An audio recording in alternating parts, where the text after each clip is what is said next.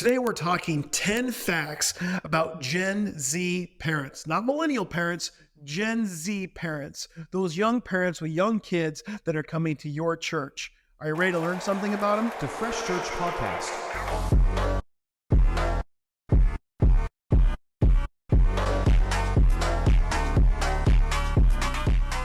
Hey everyone, and welcome to the Fresh Church Podcast.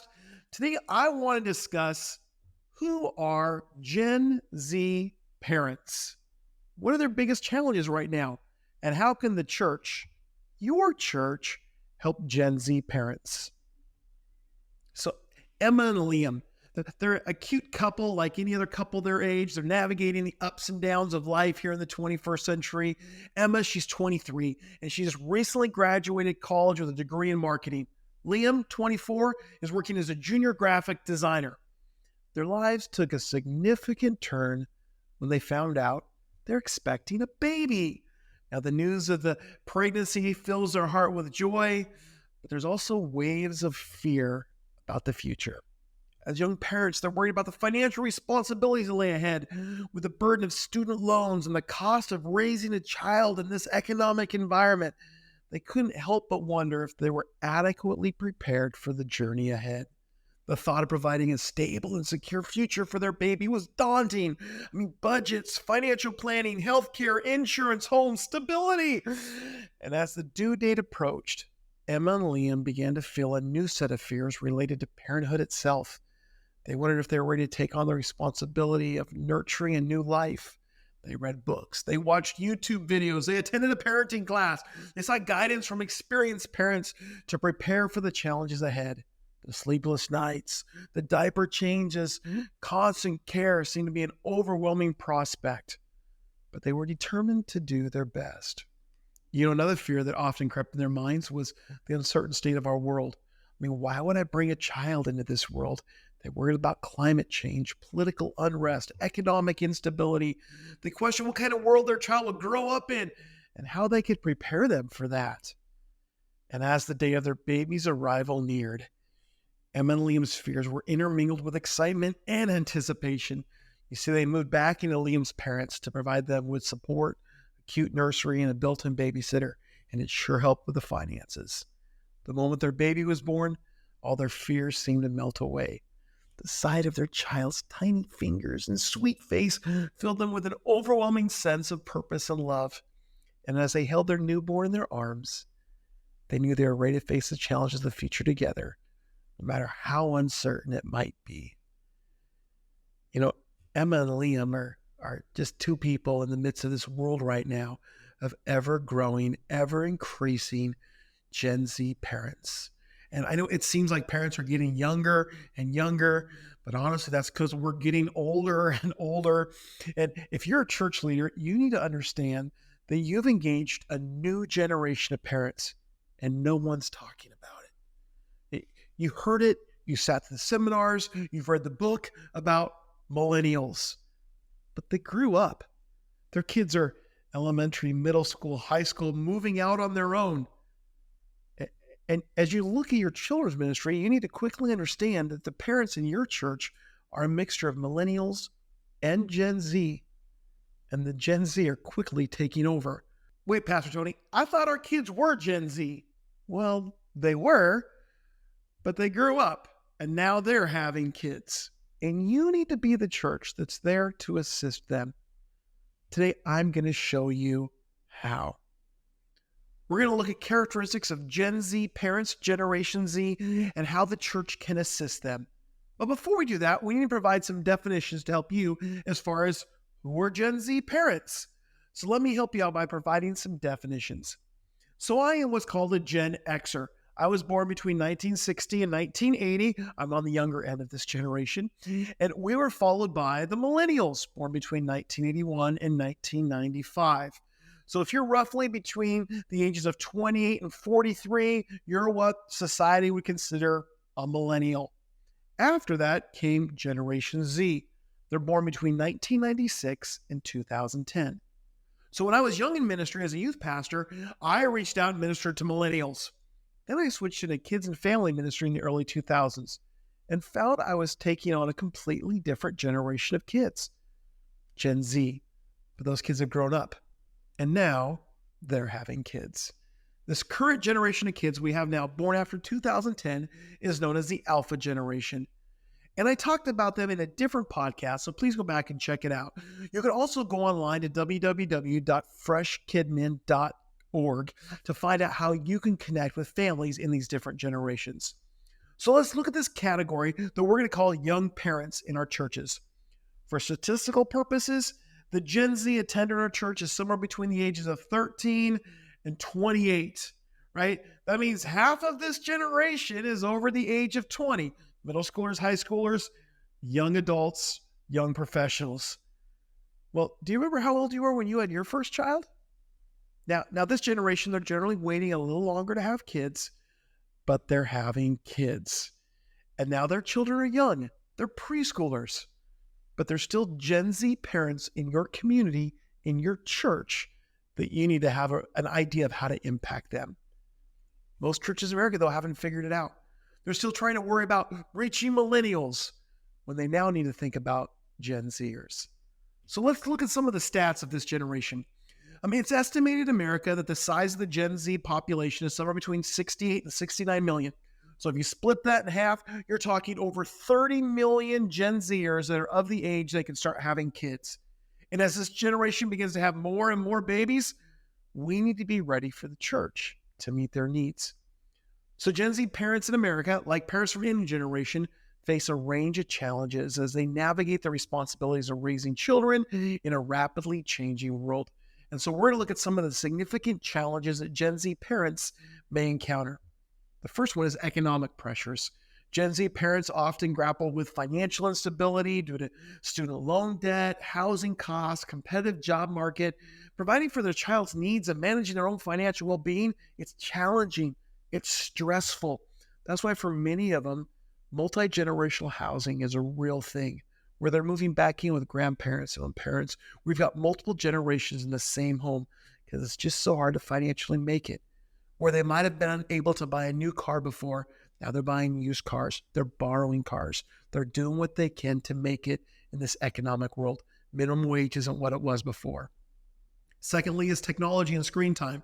Gen Z parents are raising children in an era of constant digital connectivity.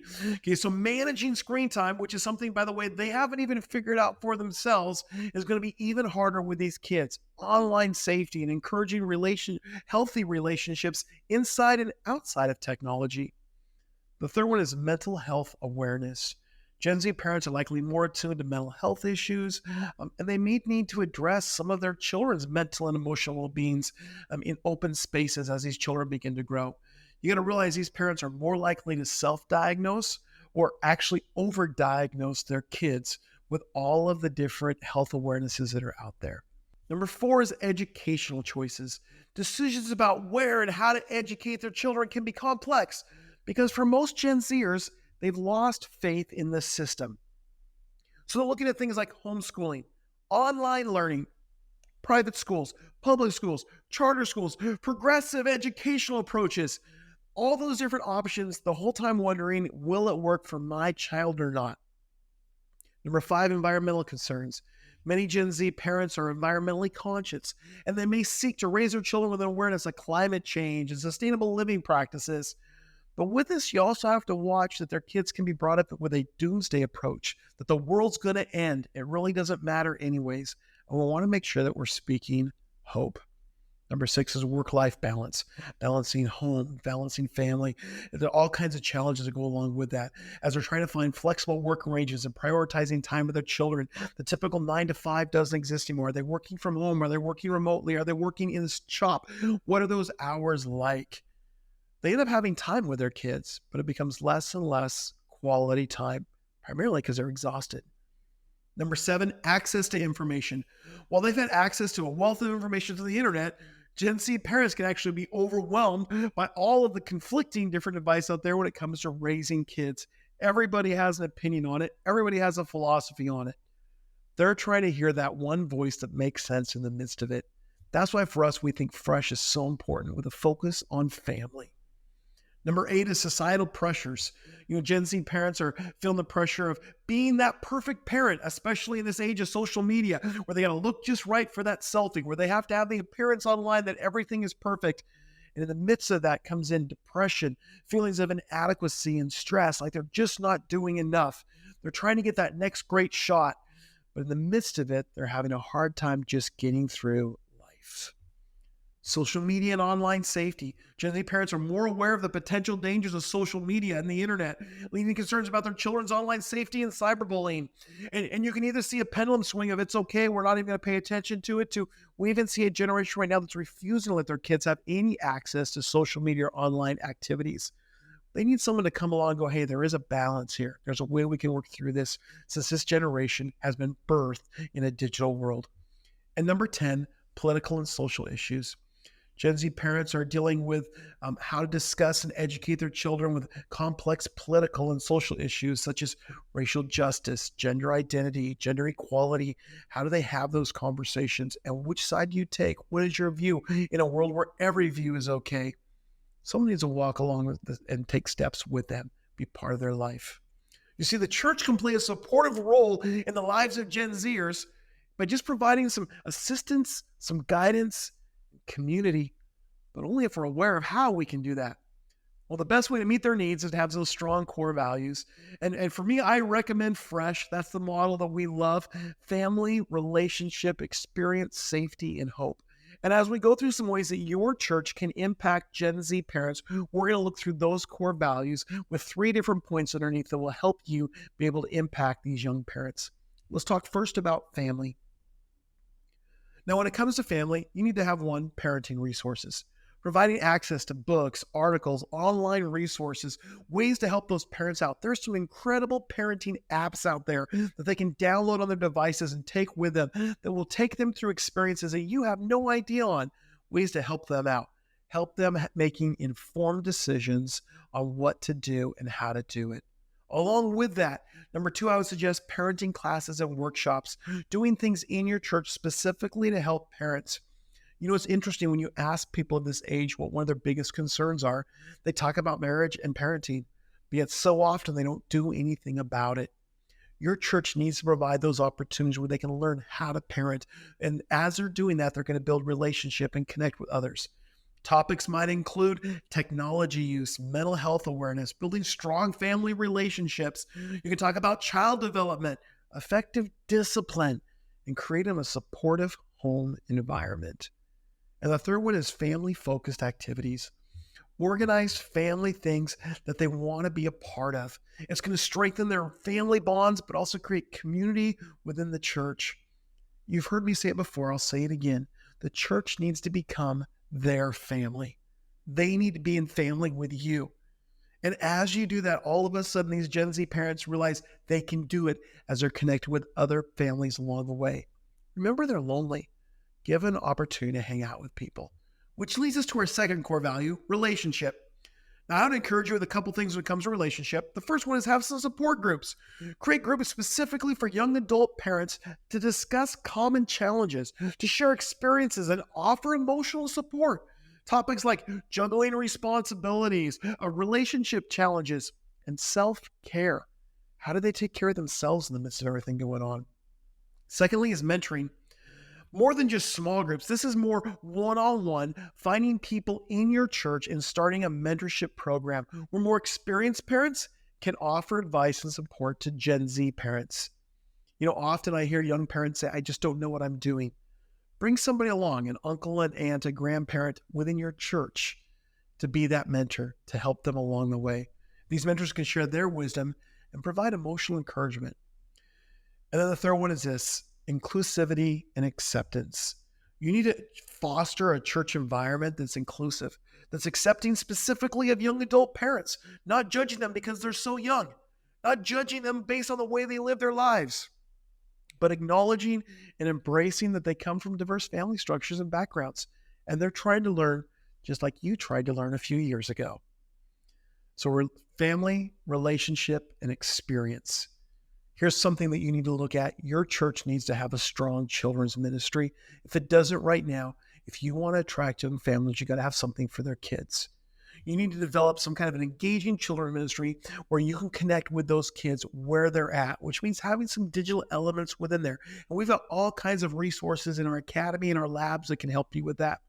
But beyond that, they're also looking for a place to escape their kids, a place where there's safe childcare, a place they can check their child in at your church so they can feel free to attend regularly.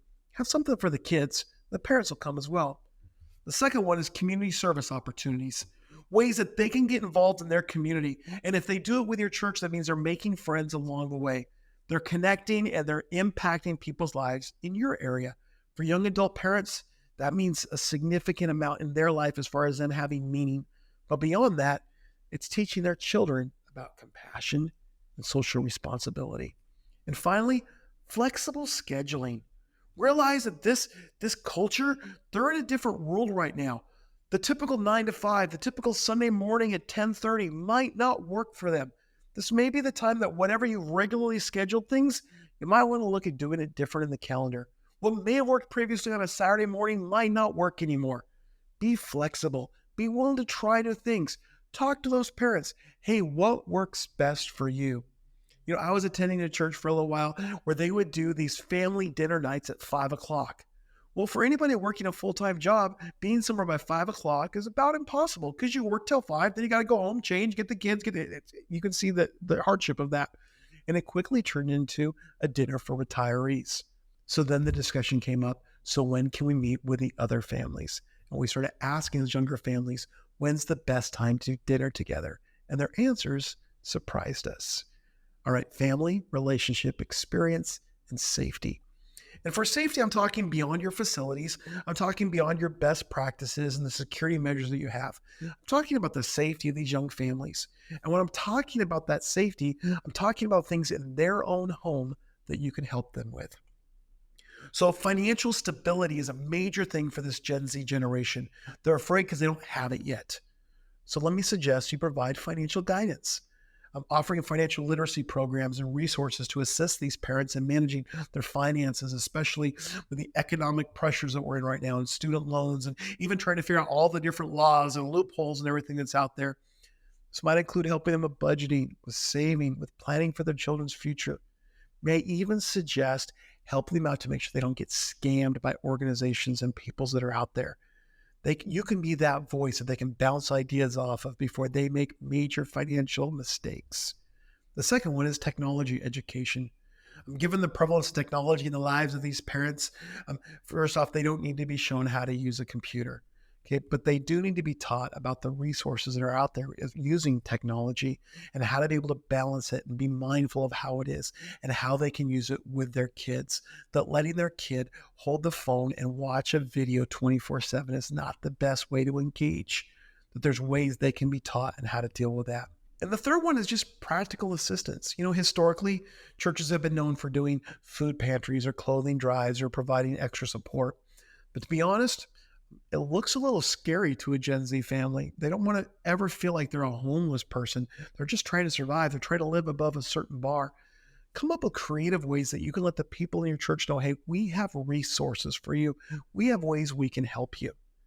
Even when it comes to paying the bills, because often they don't know about it. They get told by another couple in the church. Feel free to share how they can be resourced, how you can help them out. And finally, I want to talk about hope. So I would strongly suggest as you look at impacting this generation, you already start putting together some ideas of how you can speak hope into their life. And the very first step of that is I would suggest putting together some counseling and support groups for them. Christian-based counseling and support groups, someplace that you may be able to get them in contact with that has counseling services or ways that parents and children dealing with mental health issues, addictions, or family conflict have someone they can talk to. And pastor, that can't be you all the time. You got to find a way to outsource that. Be prepared to offer crisis support for these young adult parents facing unexpected challenges, job loss, housing insecurity, or health issues. Be ready. Be a resource. Speak hope. So often when people are in a hard place, in a hard time, they turn to the church. I want them to turn to us. And then I want to make sure I have an answer for them. Secondly, is spiritual growth. Encourage and support the spiritual growth of these young adult parents, providing opportunities for Bible study, prayer, personal reflection. And these activities can help create that strong faith foundation in life. Now, remember, most of these kids statistically are biblically illiterate.